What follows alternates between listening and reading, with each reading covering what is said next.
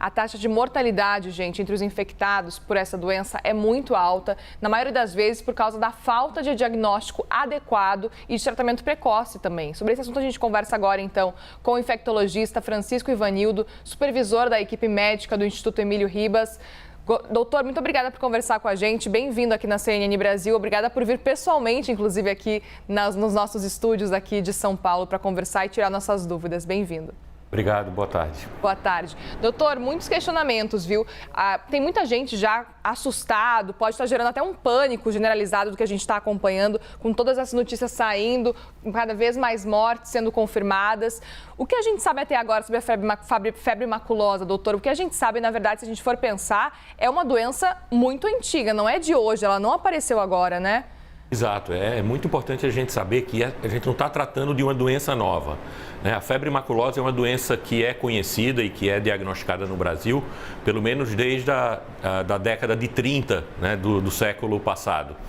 E aqui no estado de São Paulo, a partir da década de 80, ela passou a aparecer, passou a ser diagnosticada de uma forma mais intensa. Então, nos últimos 10, 15 anos, a gente tem tido uma média no Brasil de 170 casos de febre maculosa confirmados, né? Então é importante que a gente está falando, 170 a gente fala de confirmados, casos suspeitos são mais de 2.000 por ano. E é uma doença que a gente já conhece bastante, já sabe as características e, como foi falado anteriormente, o grande desafio, né, para todos é fazer o diagnóstico precoce, que é o que permite o início do tratamento numa fase adequada para reduzir a mortalidade. Vamos lá, então. Quais são os sintomas para a gente começar a identificar se você pode estar ou não com febre maculosa, doutor? Do ponto de vista de sintomatologia, a febre maculosa ela é muito inespecífica, né? Então, os sintomas iniciais que aparecem a partir de 2 dias e até 2 semanas após a picada do carrapato se iniciam por febre, dor no corpo, dor de cabeça, sintomas gerais absolutamente inespecíficos e que não ajudam a diferenciar de outras doenças, de outras síndromes infecciosas, como um resfriado antes do aparecimento do sintoma respiratório ou mesmo uma dengue, por exemplo. O que vai ajudar a diferenciar é o aparecimento das lesões de pele, das máculas, né, que são manchas na pele, daí o nome febre maculosa. Essas máculas aparecem a partir do 3º dia, normalmente entre o 3º e o 5º dia. Só que elas não aparecem em todas as pessoas que foram infectadas pela bactéria que causa a febre maculosa. Então, 2 coisas são importantes. A primeira coisa, não esperar o aparecimento da mácula para fazer a suspeita diagnóstica, né? E não descartar a febre maculosa porque não teve mácula, porque não teve mancha na pele, tá? Então, se o indivíduo tem o dado clínico, quer dizer, a presença de uma síndrome infecciosa, um quadro infeccioso sem uma causa específica, e tem um dado epidemiológico, que o médico, a pessoa que vai fazer o diagnóstico, vai ter que investigar muito bem a questão da exposição epidemiológica. Onde a pessoa foi, teve contato com a área onde existe sabidamente transmissão de febre maculosa, onde existe presença de animais que podem ser reservatórios de febre maculosa, como o cavalo ou a capivara, ou teve contato com o vetor, que é o carrapato. Então, se existe resposta sim a uma dessas perguntas, a hipótese de febre maculosa precisa ser considerada e o tratamento precisa ser instituído. Então, isso é muito importante. A gente não espera o diagnóstico confirmado por exame laboratorial para iniciar o tratamento. Perfeito, doutor. Agora, como que as pessoas podem ter esse controle? Agora, sempre que for para algum lugar que pode ter alguns dos animais que, enfim, pode transmitir, por exemplo, ou que tem essa doença, aí é uma preocupação, é isso, doutor? Como é que pode funcionar nesse caso, para o caso de um paciente, de uma pessoa que vai até um local? Por exemplo, a gente vê essas pessoas que estavam nessa festa na Fazenda Margarida, que não tinham ideia que existia essa possibilidade ainda e acabaram, 5 delas, pelo menos, acabaram sendo vítimas dessa doença. Eu vejo aí 2 questões que a gente precisa tratar, né? Então, a primeira é que a população precisa ser alertada, precisa conhecer uma ampla faixa aqui no estado de São Paulo e em outros estados do Brasil são áreas que nós chamamos de áreas de transmissão endêmica da febre maculosa. Quer dizer, ano após ano, de uma forma sazonal, então ela tem uma variação ao longo do ano e a gente está justamente no período onde acontece o maior número de casos de febre maculosa, e isso acontece justamente por conta do ciclo biológico, do ciclo de vida do carrapato. O número de casos de febre maculosa aumenta. Então as pessoas precisam saber quais são as áreas onde existe transmissão de febre maculosa para que elas possam se proteger. Principalmente se nessas áreas existe a presença dos mamíferos que podem funcionar como reservatórios.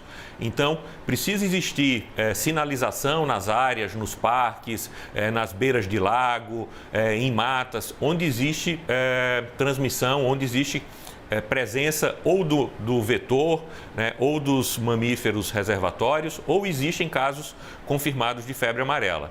E a população não precisa se privar de visitar essas áreas. As pessoas não precisam deixar de frequentar esses ambientes. Elas precisam apenas saber da existência e se preparar para frequentar esse ambiente, de forma que se protejam, né? Utilizando roupas que cubram a maior parte do corpo, evitando, por exemplo, através da utilização de roupas claras, evitando que o carrapato fique escondido, colocando as calças por dentro das meias ou por dentro de uma bota para que o carrapato não penetre, observando o próprio corpo. Isso é importante, principalmente os pais fazerem isso com as crianças menores, né, a cada 2 ou a cada 3 horas, para que detecte a presença do carrapato. E, mesmo não tendo sido picado por carrapato, quer dizer, mesmo que o indivíduo não tenha evidenciado a picada por carrapato, se ele frequentou uma dessas áreas, né, e aí a gente volta para a questão das pessoas que frequentaram essa fazenda, frequentaram essa área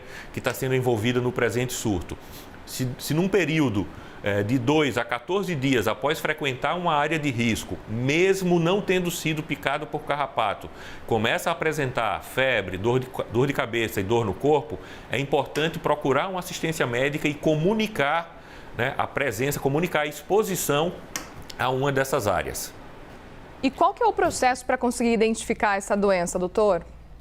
A doença é identificada principalmente através de um exame de sangue, né, uma sorologia, uma técnica chamada de imunofluorescência, que avalia o crescimento dos níveis do anticorpo IgG, que é um anticorpo formado pelo nosso organismo em resposta à exposição à bactéria da febre amarela. Então, na hora que o indivíduo procura um serviço de saúde e é feita a suspeita de febre amarela, é solicitada uma primeira amostra dessa sorologia. Esse exame precisa ser repetido 14 dias depois, pelo menos, né, a partir de 14 dias, e os títulos, quer dizer, a quantidade de anticorpos é comparada entre o primeiro e o segundo exame. E a partir da análise do crescimento dessa quantidade de anticorpos é que é feito o diagnóstico de febre amarela. De febre maculosa. Então a gente percebe que existe uma distância, existe um tempo muito amplo, né, entre a suspeita diagnóstica e a confirmação. Por isso que é importante que não se aguarde um resultado para fazer a instituição do tratamento, caso exista realmente indicação. Existem outras técnicas que podem ser feitas em outros materiais ou mesmo pós-mortem, né? Naquelas pessoas que morrem e que depois do óbito é feita a suspeita da febre amarela. Existem técnicas moleculares ou imunohistoquímica que podem ser feitas em líquidos ou em tecidos após a morte. Mas o ideal é que a gente identifique, faça a suspeita, institua o tratamento com antibiótico. Esse tratamento instituído na época adequada vai ser altamente eficaz e vai reduzir o risco de agravamento e de letalidade. Doutor, essas pessoas que estiveram nessa festa na Fazenda Margarida, a gente sabe que foram mais de 3.000 pessoas que estiveram presentes. Mesmo que elas não tenham sintomas, o ideal é que elas vão até um hospital, façam algum check-up para garantir que elas não tenham nada, nenhum tipo de febre maculosa. Qual que é a orientação nesse caso? Não, isso é muito importante até para evitar uma corrida desnecessária e a superlotação de serviços de saúde. Pessoas que se expuseram, quer dizer, Fui numa região, quando eu fui, eu nem sabia que tinha febre maculosa. Exatamente a situação dessas pessoas que frequentaram as festas que foram realizadas nessa região. Agora fiquei sabendo que naquele local estão acontecendo casos de febre maculosa, pessoas adoeceram. Mas eu não estou apresentando nenhum tipo de sintoma. Não há o que fazer procurando um serviço de saúde nesse momento. Tá? Isso é muito importante. A gente não preconiza nenhum tipo de medicação que vá ser feita de forma profilática. Tá? Então, não adianta dar antibiótico para reduzir o risco do adoecimento. Não é indicado. Também, nesse momento, não existe indicação de fazer coleta de qualquer tipo de exame para se fazer diagnóstico de infecção da febre maculosa. O que é que essas pessoas que tiveram exposição precisam fazer?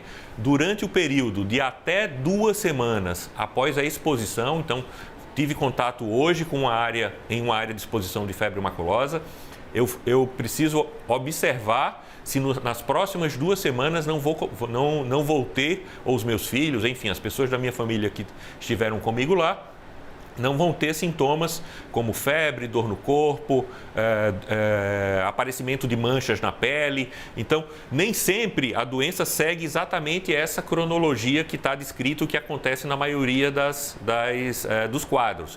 Mas a procura ao serviço de saúde só deve acontecer a partir do aparecimento dos sintomas. Doutor, e a pergunta que não quer calar, a gente acompanhou nos últimos anos a expectativa para uma vacina contra a Covid-19, a gente viu como é possível desenvolver de forma tão rápida uma vacina, como funcionou no fim das contas contra a Covid-19. Qual que é o caminho para a febre maculosa? Existe alguma chance de ser desenvolvida uma vacina focada especificamente nessa febre maculosa? Olha, já existiu vacina para febre maculosa no passado, mas essa vacina deixou de ser utilizada porque era pouco eficaz, tinha muitos efeitos colaterais. Então, nesse momento, a gente não tem, eu pelo menos não tenho conhecimento de nenhuma linha de pesquisa que esteja numa fase mais avançada e que a gente espere o aparecimento de uma vacina de febre maculosa num prazo curto ou mesmo num prazo médio. Então, nesse momento, o importante é orientação das pessoas, sinalização dos locais onde existe transmissão, quer dizer, é informação, tanto para a população geral, quanto informação para as pessoas que trabalham nos serviços de saúde para que possam fazer a suspeita precoce e instituição tempestiva, instituição no tempo adequado do tratamento para a febre maculosa. Ou seja, não é motivo para pânico, pelo menos não agora. Não. Perfeito. Nós conversamos com o infectologista Francisco Ivanildo, supervisor da equipe médica do Instituto Emílio Ribas. Doutor, obrigada por conversar com a gente mais uma vez aqui na CNN Brasil. Uma boa tarde, um bom fim de semana também. Boa tarde.